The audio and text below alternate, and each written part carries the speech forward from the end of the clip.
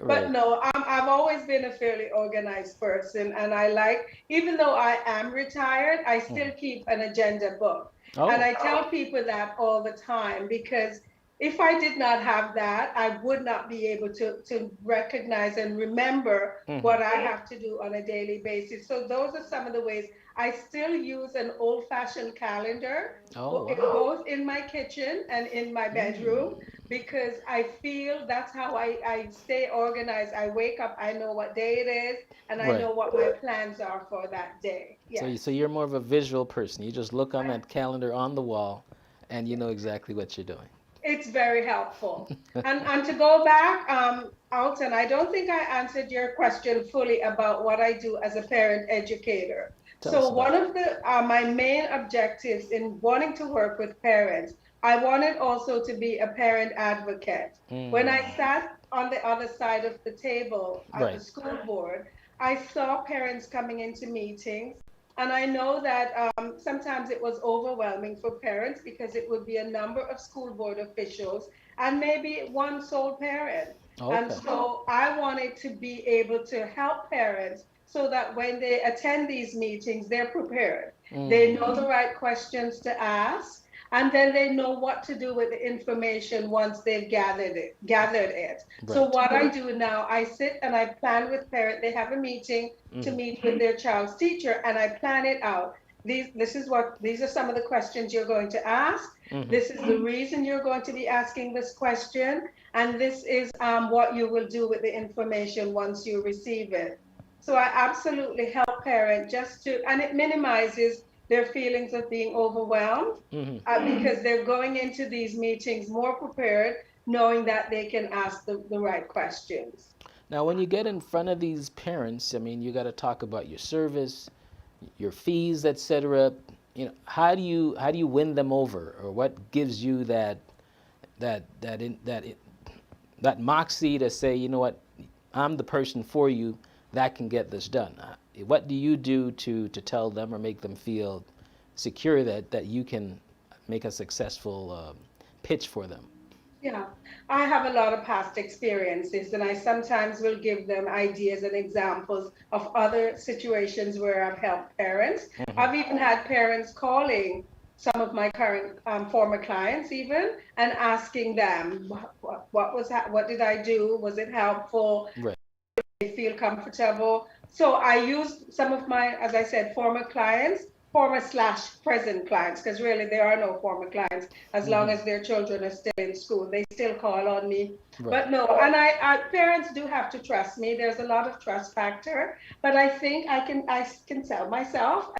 I'm able to do that. And I'm not trying to gouge parents either. I'm trying to help my community. That's Hmm. always what I've been interested in doing, helping parents in the communities be champions for their children. So I champion the parents so they can champion their children.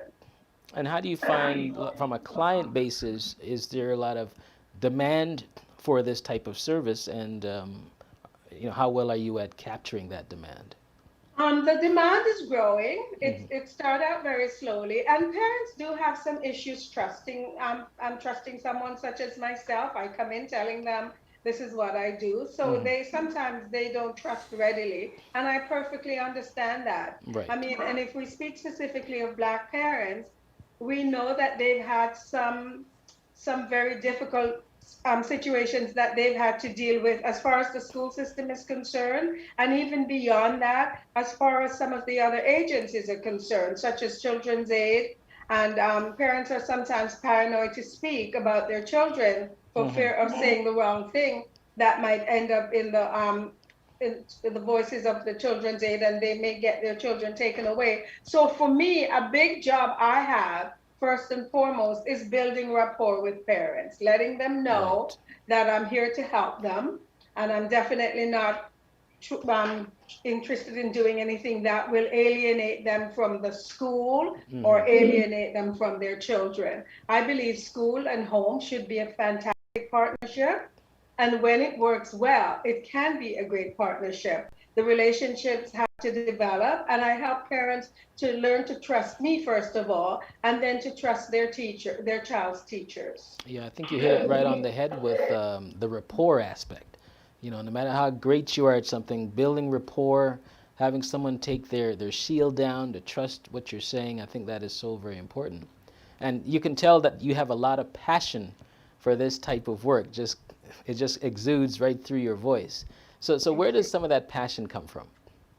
I've always been passionate, I suppose. I love my job. I love my people. Yeah. Speaking of passion, I cannot do anything that I'm not enjoying. So I worked for the school board for a very long time. I started very early, and I've worked for 29 years, but I started at No, age 10. it can't be 29 years. Come on now, you're just pulling my But leg. I said I started at age 10. I was about to say. So I am always passionate. I had to get up to go to work every day. So I had to feel the passion, and I had to see the reasons I was doing it. So my passion, it's a genuine thing. Yeah. But I have to feel it in order to perform. And the good thing about passion is it doesn't feel like you're working. You're just having fun, but just being paid well for it. Absolutely. Paid well? Okay. Paid. Now, speaking of that and getting paid and the kind of work that you do, how hard has it been for you to be recognized as an expert in your field and for people to want to pay for that expertise? I mean, sometimes we may get maligned because we may be of a certain, a look or so on. How have you gotten past that and for people to recognize you for the expert that you are? Every family I meet, I have to start from scratch, frankly. Because every family who is meeting me for the first time, I have to prove myself to them. I have to show them my credentials. I have to explain to them what I can and I'm able to do to help them and their children. So it is not, I don't go sailing into every family. Once they have gotten to know me, it gets better. And then I've had a few referrals, which is the best. A family that I've worked with that saw the results of what we did, they have sometimes referred their friends. They'll say, so-and-so, at my son's school is having this problem. Can you speak to them? And then those ones are the easier ones because at least I'm coming with a referral. Nice. So tell us about some of the challenges of starting up your business. Have you had any issues, for instance, in establishing your business, getting it out of the gate? Tell us about any challenges you've had and how you've overcome them. I'm still overcoming some of my challenges. It's a work in progress, quite frankly. It is a work because it's passion work as well. And because it's a job where people have to know you and trust you. It has many, many challenges. I see. But slowly and surely, I get through them, I get past them, I get the job done, and parents start to feel better and they start to trust me more. For sure. It's very similar, actually, when I worked with high school students. Okay. They don't trust me readily. And they would come into my office and they would check me out, ask me questions. And I said to them, go right ahead. You interview me. Right. And if you don't feel comfortable, I'll understand if you choose not to come back. Because they have to feel like I'm somebody they can share their most intimate details with. Yes. For sure. Well, tonight we are with Valerie Williams. She is a motivational speaker and parent educator. We'll be right back after these messages with more. Hi, welcome to ZFM's exciting summer program. Last year, the children learned awesome ways of making animation videos. Let's give you a sneak peek of what the children learned last year. This year, we have some exciting programs for this summer. The first program is the cartoon character rigging. This program will teach the children about basic shapes, character designs, character refining, flexi binding, and lots more. This is where children bring their imagination into reality. The program starts from July 5th to July 22nd, and the programs are in 3 phases. The second program is the Kids Choral Draw. This is where children learn how to explore their creative minds by using the software to learn how to draw. The program starts from July 26th to July 29th. Details and registration links are on the flyers. Zoom ID will be sent after payment and registration. Hurry up and register quickly for these exciting programs before the seats are Do you want to be your own boss and make income or extra income with flexible schedule? Welcome to Keenan Courier. Keenan Courier works as a marketplace platform connecting customers who need something delivered with drivers that are willing to serve them. Courier with any vehicle, better trip allocation, and cash out your earnings whenever you want. Download our driver apps today to sign up. Welcome back to the Smart Investing Show with your host, Alton Brooks. We're here every Monday night from 9 to 9:30 live with lots of important individuals running businesses and telling us how they do it so you yourself can possibly aspire to running a business as well. We keep you up to date and informed. You can download our app, GBKM, on iOS or Android. You can also find us at www.gbkm.tv or .fm for those on the FM dial.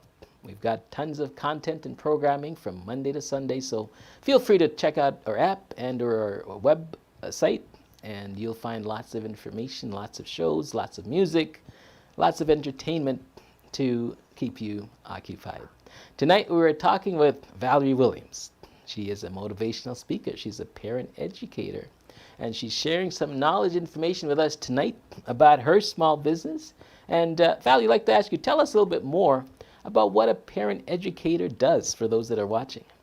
Okay, thank you. In my particular role as a parent educator, I facilitate a lot of workshops. I know that sometimes parents, and now because of COVID, I have been doing a lot of them on Zoom, which works beautifully because parents who are not able to get out for different reasons, I can come right into their living room as I talk to them about topics such as separation and divorce, single parenting, mental health concerns. I set up behavioral plans for children who may be experiencing different kinds of behaviors in the classroom where teachers have reached out to parents and have told them that your son or your daughter is having some behavioral problems. I'll sit down with the parents and oftentimes with the child and set up a behavioral plan. So that parents know what to look for. Sometimes, what I encourage parents to do also is focus on the behaviors that are good. We are socialized to look at what the child is not doing very well. So I encourage parents, catch them when they're doing something good. Like if Jamal has put his toys away, concentrate on that. Acknowledge that, praise that behavior, rather than looking at the things he's not doing well or she's not doing well. So setting up behavioral plans.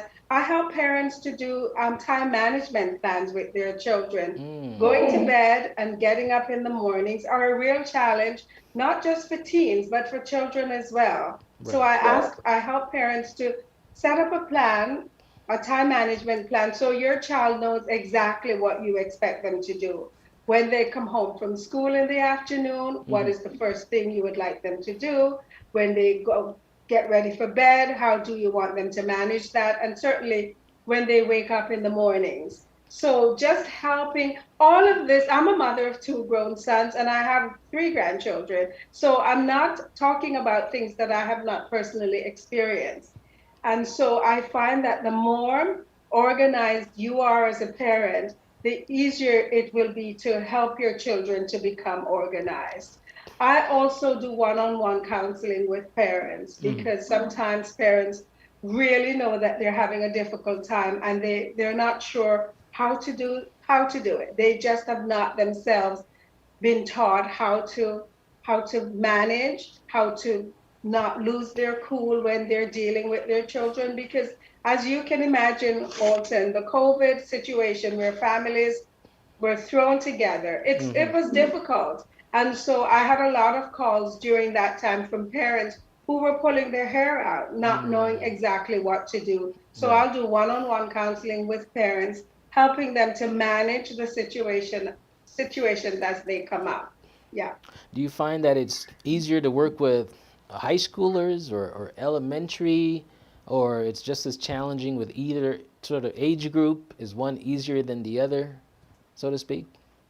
I wouldn't say one is easier than the other. The only thing for me personally, when I worked with high school students, when I sat one-on-one with them, I felt I was able to reason with them a little differently, Hmm. mostly due to maturity. But there are some elementary students who are amazing. They come into your office and they can tell you what the issue is.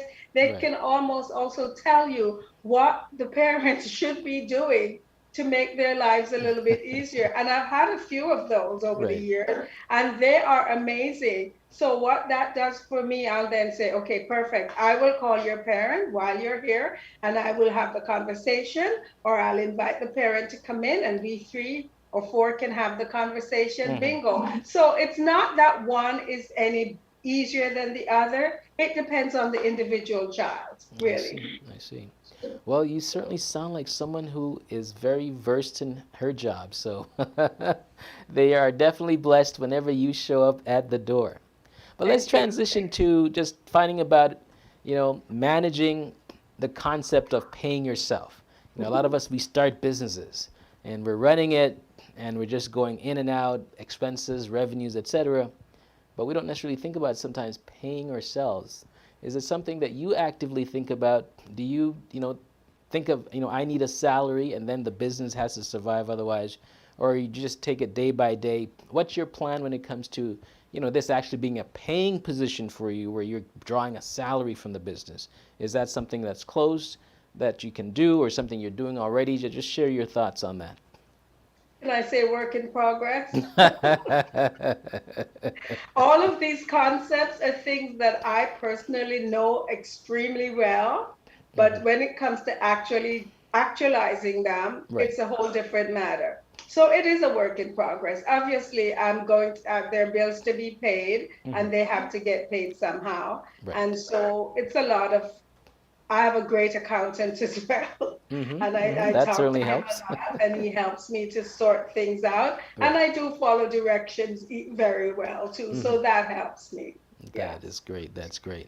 So again, we talked a little bit about it earlier, but being an individual running your own business, are you planning on scaling it by adding other professionals like yourself, or are you just content with just being like a solo entity? What are your plans when it comes to the growth of your business? And then tell us, what do you plan to add additional associates? I would like to have a conglomerate. Oh, wow. That is terrific. And I'm going to hold you to that Yes. too. I'm sorry, you're going to I'm gonna hold I'm me gonna to hold you to that? that. I'm Yes. gonna hold you to that. Yeah, I would love a conglomerate where we have a little, some social workers, some child and youth workers, some parent educators, some motivational speakers. We're all working together Hmm. under this huge umbrella where we support one another.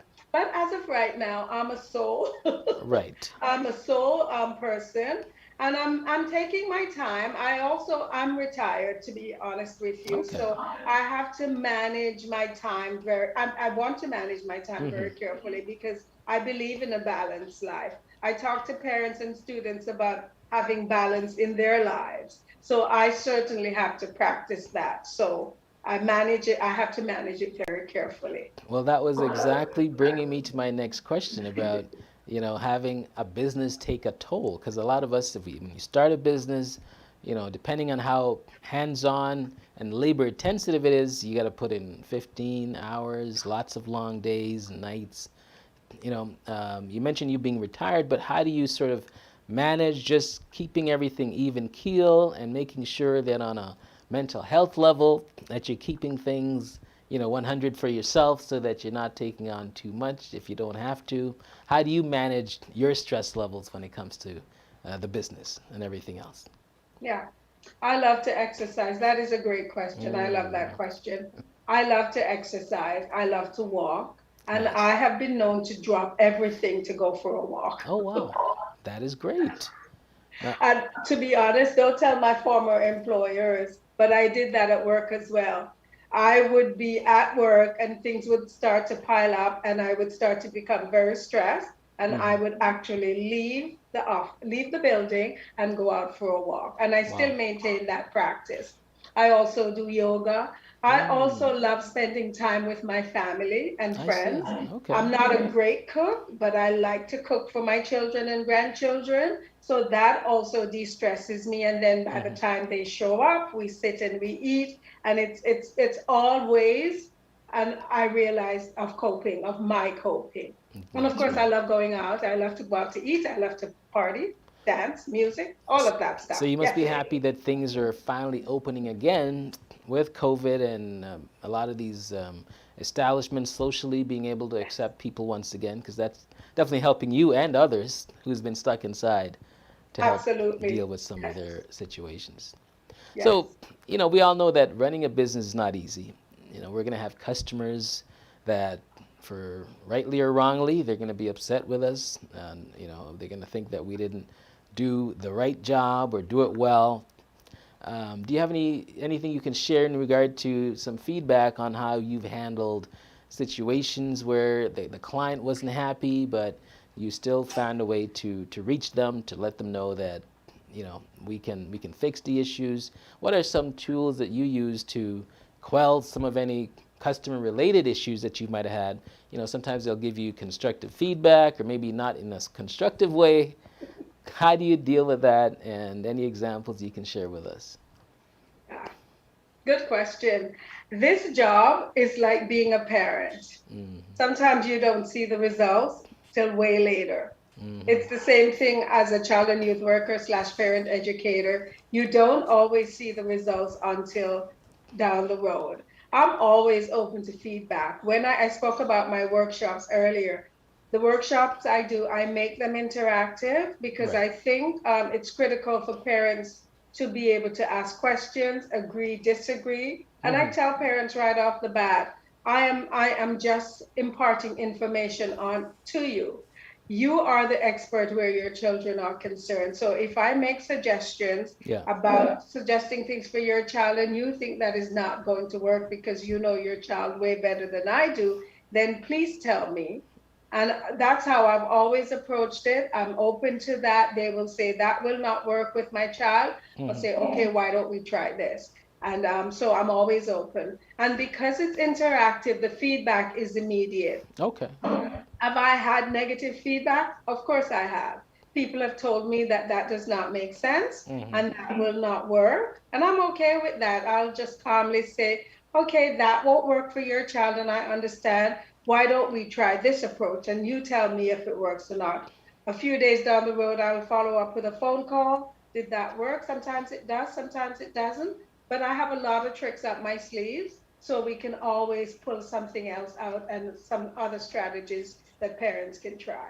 That is terrific, and it certainly looks like being customer centric is very important to you, and making sure that they get the value that they're paying you to do. You have to. Every Hmm. family is very different.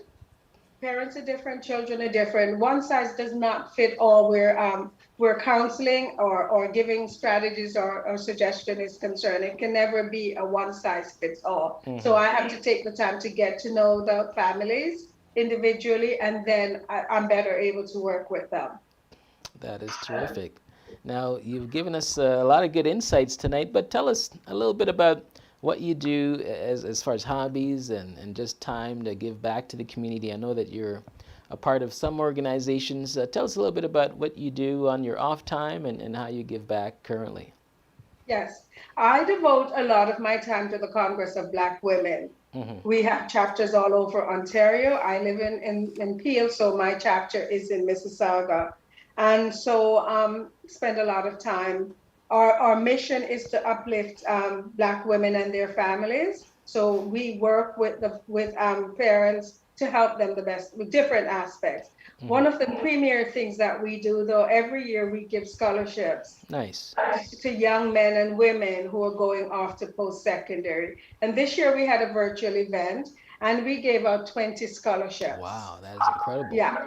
And we have a camp. Right now we're getting ready to start the summer camp. Hmm. We have a March break camp. This was obviously pre-COVID. This year we're starting up the camp. We didn't do it last year. So all activities that are geared to families, we try to do that. We've had a homework club in the past.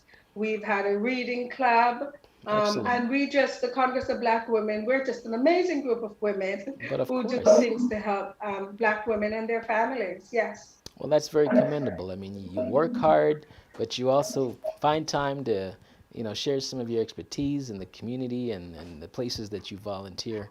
You're what you would call a role model, and we congratulate you and give you your roses for all that you do. And we wish you lots of success with your business. But tell our viewers, if they wish to get a hold of you, whether for parental education or for motivational speaking, how do they reach you? I'm on all of the social medias. I'm on Twitter, I'm on LinkedIn, I'm on Instagram, and I'm under my name, in all cases, Valerie Williams. But I'm happy to give my email address in case somebody needs to reach out. And it's vwilliams, in small letters, 002@gmail.com. All right, terrific. So that is vwilliams002@gmail.com. So parents, if you have some issues with children, your young adolescents, any help that you wish to confer, Miss Williams is more than willing to help you with that. So we'd like to thank you, Valerie, for joining us tonight and sharing your thoughts with us. We certainly appreciate that. And one thing that resonated tonight from you, Valerie, was the word passion. And you'd said that with a smile quite a few times. So I encourage any viewers looking to start a business tonight, be passionate about what you do. You're going to have so much fun at it, it won't even seem like a job, and you'll be paid handsomely for it as well. So thank you for watching us tonight. Tune in to us next Monday night at 9 p.m. and have yourself a great week. Take care.